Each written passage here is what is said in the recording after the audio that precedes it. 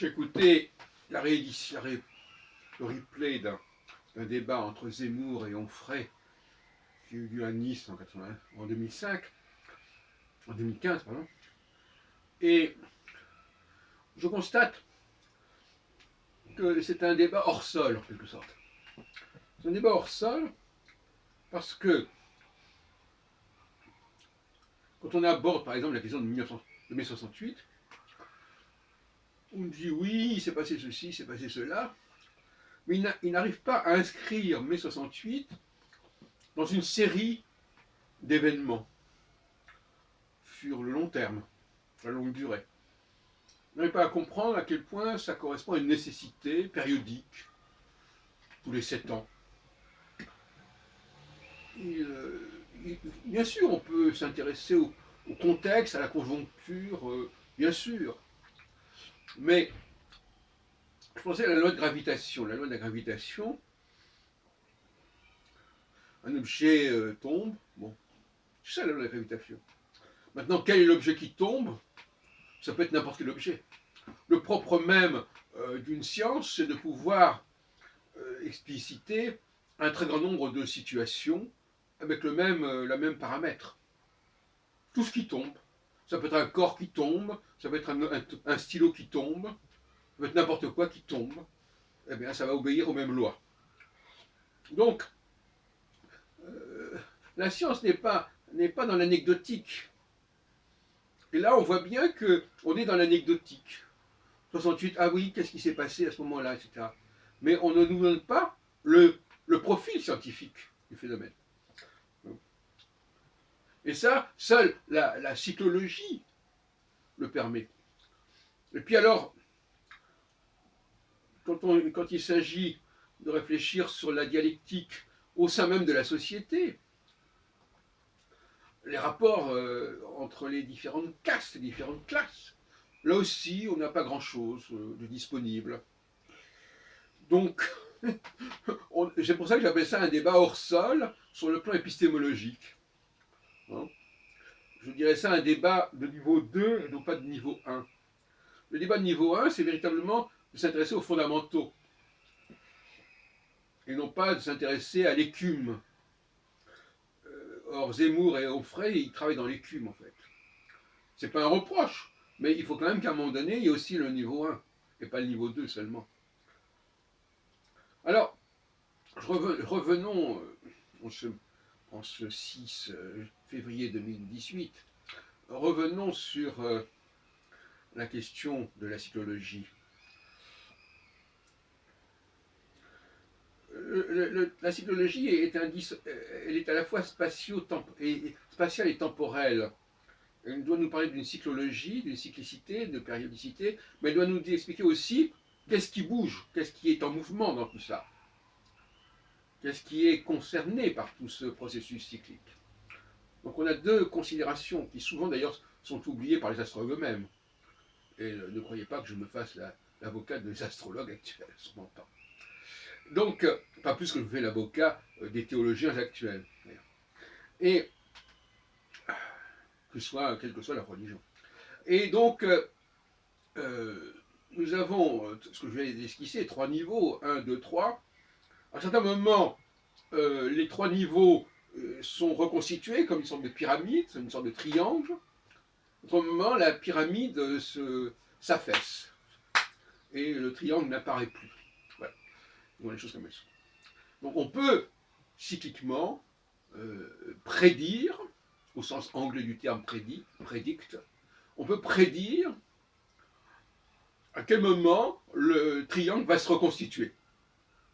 3, 2, 1. Et à quel moment le triangle va s'affaisser, tout va retomber au niveau 3, sinon au niveau 4. Voilà ce qu'on peut dire. Alors, mes réflexions sont les suivantes.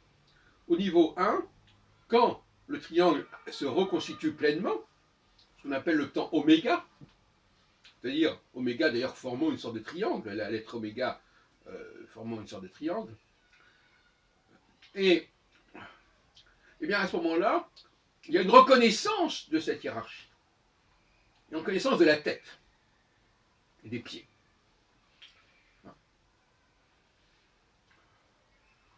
y a une sorte de justice immanente qui fait que l'on reconnaît en effet que telle personne est supérieure, est au-dessus, est au premier niveau. Et puis, quand ce triangle se défait, il y a un déni de cette supériorité. C'est simple que ça. Alors, finalement, je crois que c'est très important de comprendre que, heureusement d'ailleurs, vous vous rendez compte si ça n'était pas le cas, heureusement que notre société, périodiquement en tout cas, reconnaît la structure, reconnaît les hiérarchies sociales. Quand je dis hiérarchie sociale, je veux dire à tous les niveaux, intellectuels, etc., peu importe. C'est bien que ce soit rétabli, même si ça n'est pas très, ça ne dure pas très longtemps, mais c'est rétabli. De même qu'il peut être rassurant pour d'autres qu'à un certain moment, on abandonne cette hiérarchie et que l'on parle d'égalité, qu'on dise que tout le monde, basiquement, est pareil. Donc, si vous voulez, c'est notre société, notre histoire, elle oscille constamment, et pas sur des longues périodes, sur des périodes de 7 ans, elle oscille constamment entre ces deux temps extrêmes. Il est réconfortant de savoir qu'à un moment donné, les plus intéressants, les plus importants sont mis en avant, et il est important aussi qu'à un certain moment, on en revienne à une forme d'égalité, qui est la phase alpha. Alors, je voudrais revenir sur cette phase, sur ce moment, et dire nous nous en rapprochons, mais une fois tous les 7 ans, nous en rapprochons pour 2018 et surtout 2019. Tout d'un coup, il va y avoir la reconnaissance qu'il y a des choses qui sont plus fortes que d'autres, plus importantes que d'autres, plus élevées que d'autres. Et c'est ce qui va se passer. Comme ça se passe tous les 7 ans.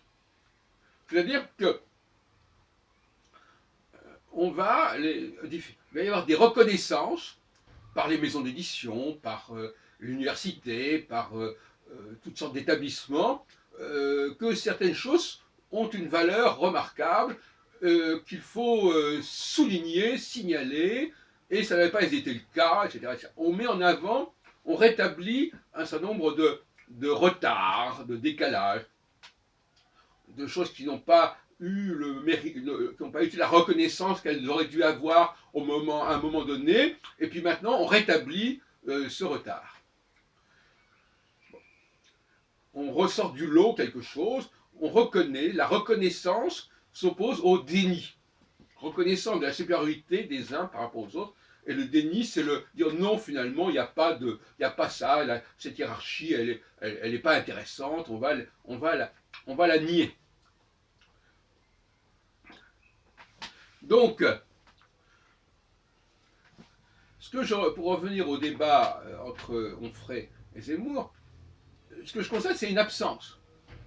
Absence de cyclologie triangulaire, au sens que je viens d'entendre, absence de définition de la hiérarchie et précisément que cette hiérarchie obéit à une cyclologie, ce qui fait que c'est un débat qui me paraît totalement déconnecté de la réalité, parce que la réalité, c'est à un moment donné, c'est vraiment retrouver les fondamentaux, comprendre quelles sont les structures de base, comme par exemple la gravitation. La gravitation, c'est un peu comme la cyclologie, c'est quelque chose qui obéit à des lois, et ce sont ces lois qu'il faut apparaître. Il faut faire apparaître ces lois, et non pas simplement dire « Ah tiens, il y a cet objet qui tombe ». Il faut faire apparaître des lois générales. Et ces lois générales permettent d'expliquer le processus de tel et tel cas particulier. Or là, on est dans le cas particulier. Mai 68, oui déjà. Moi je répète, mai 68, c'est quelque chose qui correspond à un processus de phase 1. C'est le moment où le triangle se forme. Le triangle se forme, ça veut dire que on doit reconnaître un certain nombre une certaine structure sociale, comme on l'a fait avant, puis après, etc. Et d'une certaine manière, mai 68, ce qui est relativement remarquable ici, c'est qu'en fin de compte, c'est plutôt la reconnaissance de De Gaulle qui est importante ici que le contraire. C'est un paradoxe. C'est-à-dire que c'est quelque part le fait que mai 68 a paradoxalement fait ressortir De Gaulle, remonter De Gaulle. D'où les manifestations d'adhésion puissantes, d'où les législatives qui ont donné une large majorité en 68 à De Gaulle, etc. Donc, c'est un exemple. Mais pour montrer qu'il faut. On ne peut pas.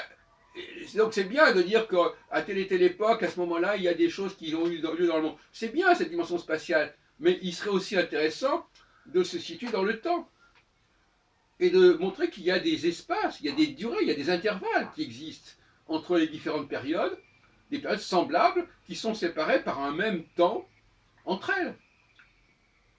C'est pour ça qu'on peut rapprocher 68 de 1989 ou de 2011, etc.